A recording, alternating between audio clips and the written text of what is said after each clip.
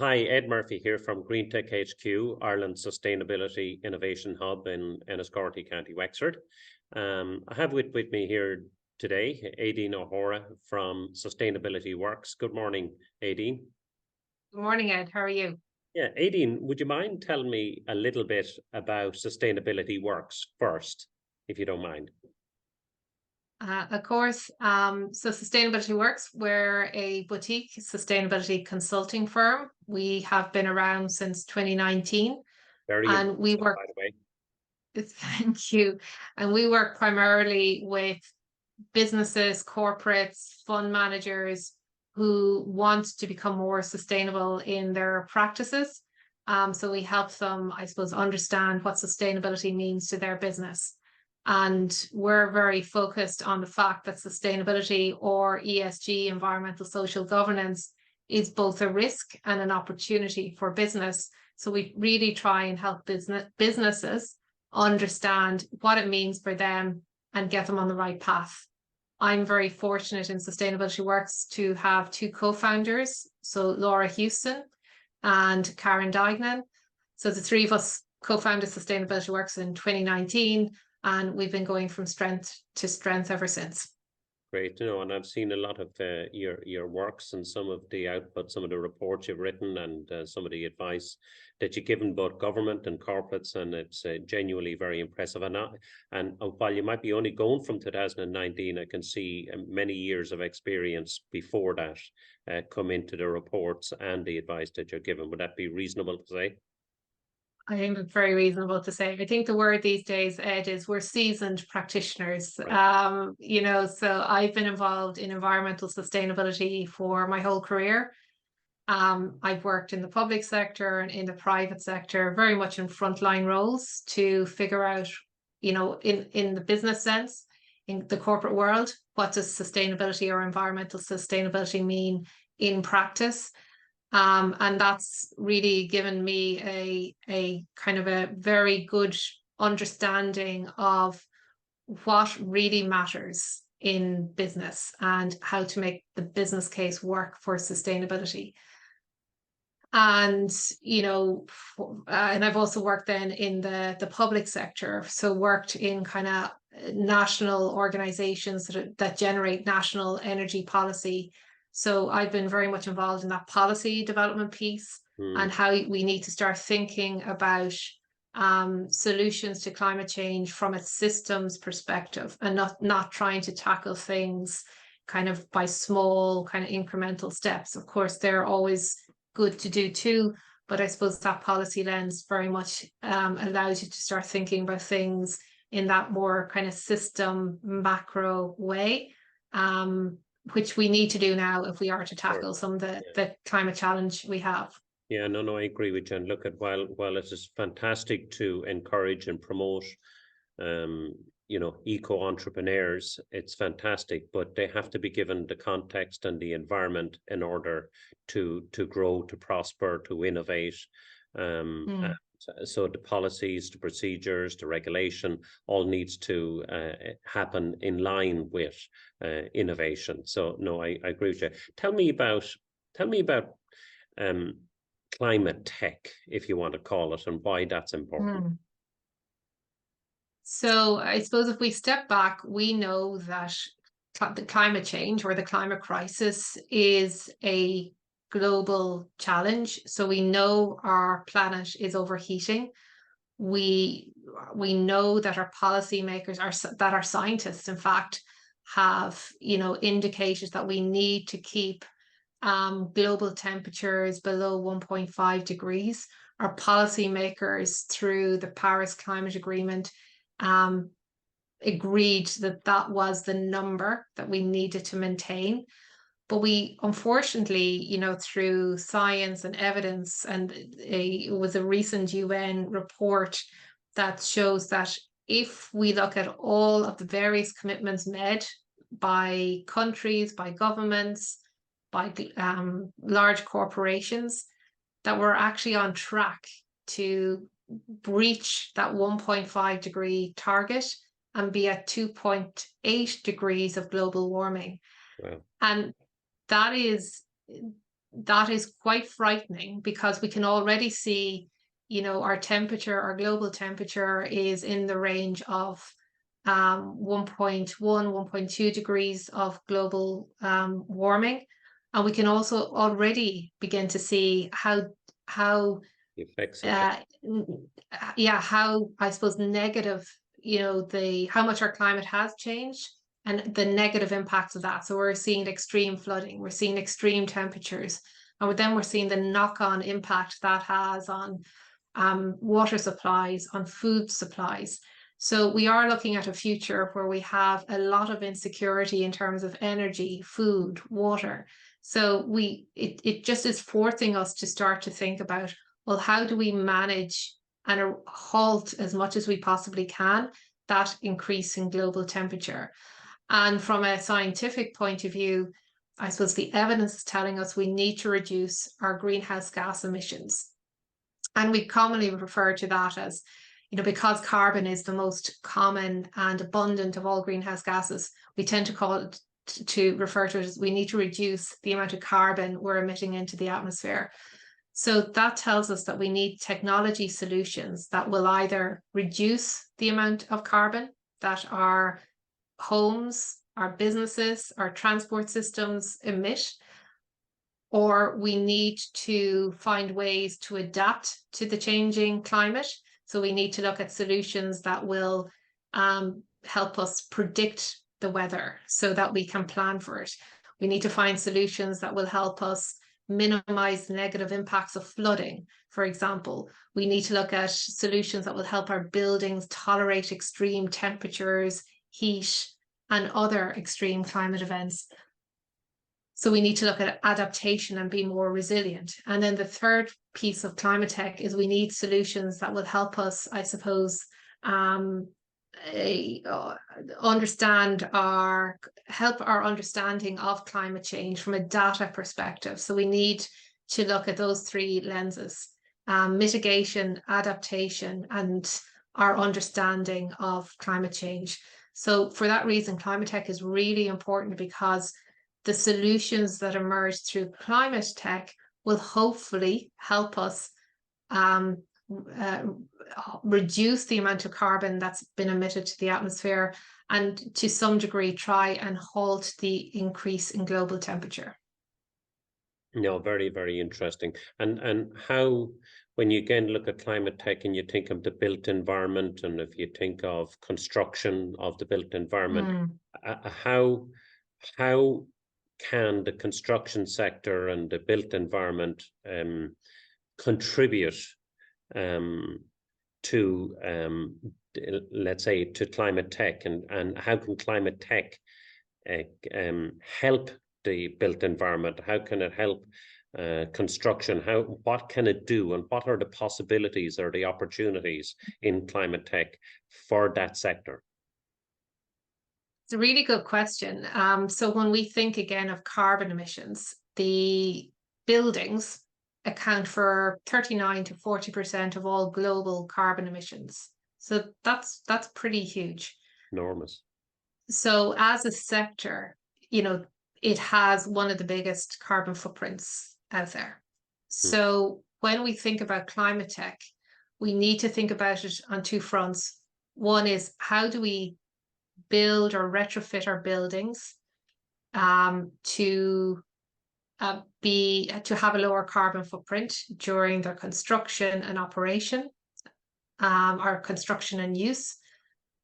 And there is another part here around kind of the climate story is, or even just the environmental story more broadly, is the built environment sector and the construction sector uses a lot of material.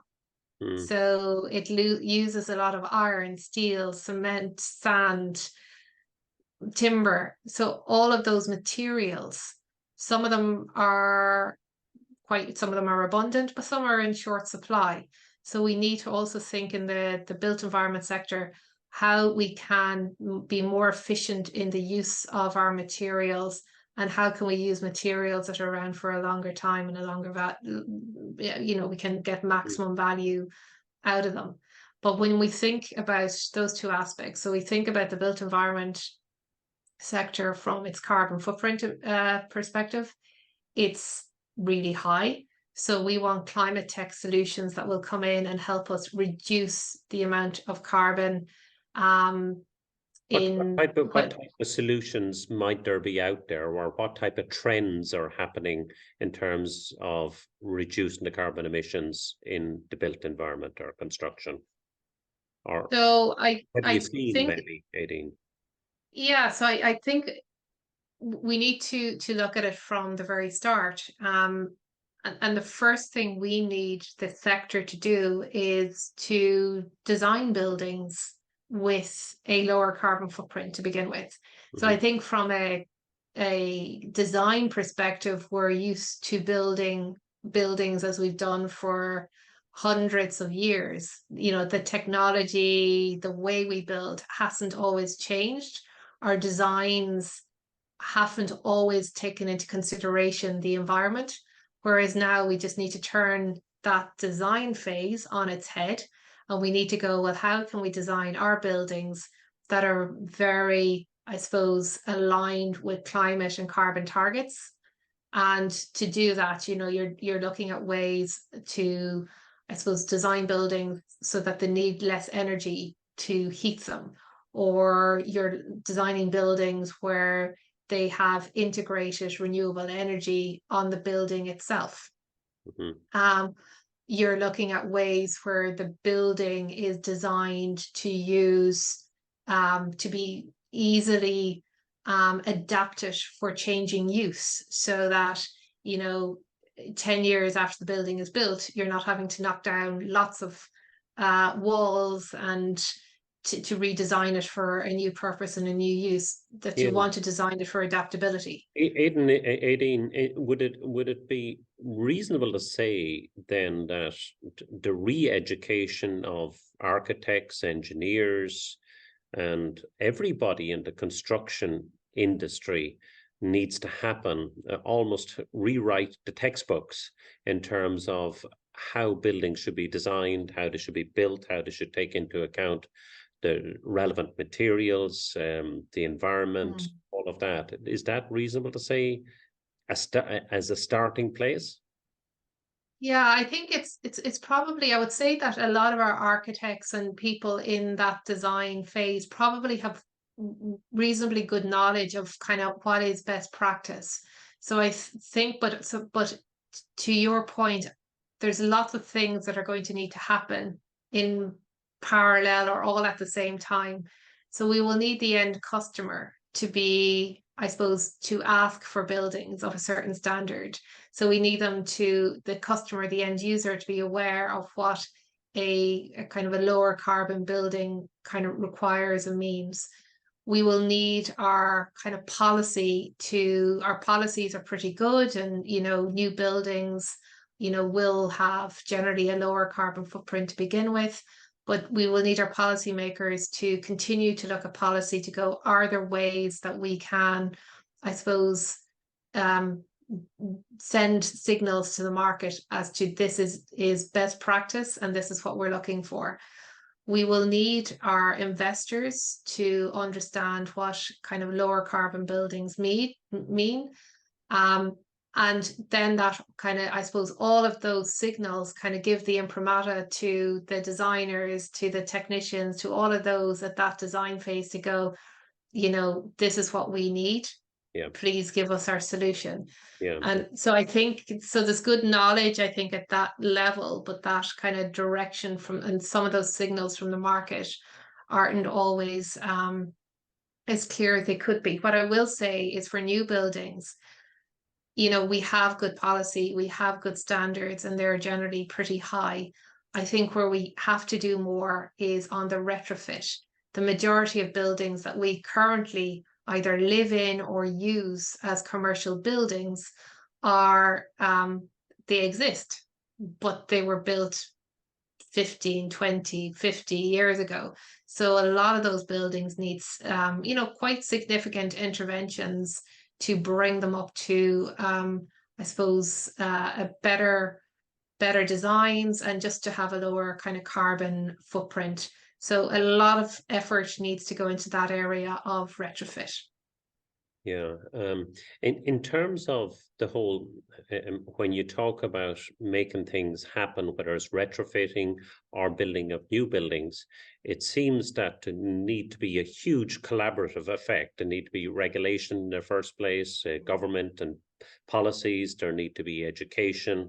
There needs to be, the builders, the architects, or whatever. So partnerships in the built environment seem to be very important, but is partnerships in climate tech and going to be important to actually make things happen? It's going to be hugely important because I think with what we've seen in climate tech over the years, or what we've seen in innovation over the years, is you have an innovator or an entrepreneur who develop a solution, but may not fully understand what challenge they're trying to address.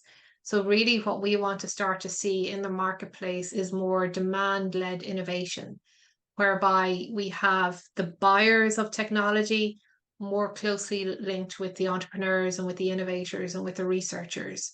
Because if we're going to tackle climate change, we really need all stages of that supply chain and value chain lined up and working in harmony, sharing information so that we are getting kind of solutions out the door and those solutions can be scaled. Right now, I think we have lots going on. We've lots of really good ideas, but we actually just need to get them out there and scaled. And the only way to do that is through bringing people together through some sort of partnerships, through collaborations, where information can be shared, because otherwise we're all working in silos and we'll never achieve much by working in our own silos. So I'm a great believer that we have to work in collaboration.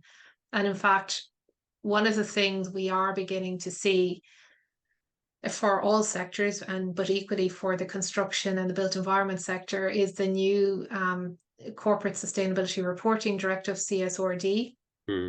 Requires companies of a certain size to look at to complete a materiality assessment of a number of environmental, social, and governance issues across their whole value chain, upstream and downstream. So, we are going to see kind of larger corporations starting to look at their upstream value chain in the construction sector, for example.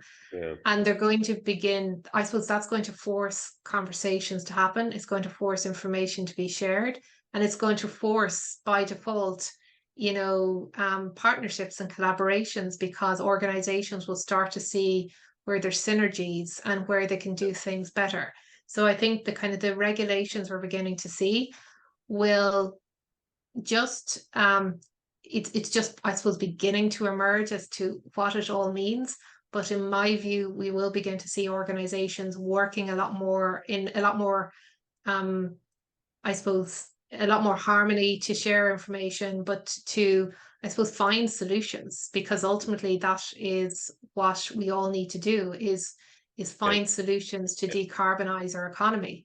And there's only one way to do that, which is partnerships. Yeah, it's great that you're involved in the Climate Accelerator by European Institute of Innovation and Technology. So any further thoughts or final thoughts regarding your involvement in that and why you're happy to be involved? Oh, I'm hugely delighted to be involved in the Climate Accelerator. And I suppose, in fact, I've been working in this whole space of climate tech innovation for, I want to say, maybe 12, even 15 years now. So, I've seen hundreds of climate startups come and go. But within that kind of cohort, we're beginning to see some really successful companies emerge. We're beginning to see that there is an appetite from investors to invest in this space. So we're seeing it as a kind of a growth area for investors. We're seeing that the market demand for solutions is really high. But I think where this accelerator can really help is it's about, I suppose, helping people line up all the right markers, make all the right connections so that we're not working in vacuums anymore. And I suppose I'm delighted to be involved in it because I suppose we have good connections in the kind of the corporate world, in the policy world, and we want to bring that into the accelerator program so that we are kind of helping that new generation of businesses develop and grow. And I think that's what it's about. They ultimately are businesses as well, so they are adding to kind of the economic value of our country, but they are serving another purpose, which is they are looking at solutions to decarbonize our economy, which I think is what it's all about. Yeah, great. Well, look at Aideen, thank you very much. I'm certainly delighted to be a partner in this climate accelerator, and delighted to have someone as experienced as you involved. So thank you again for today.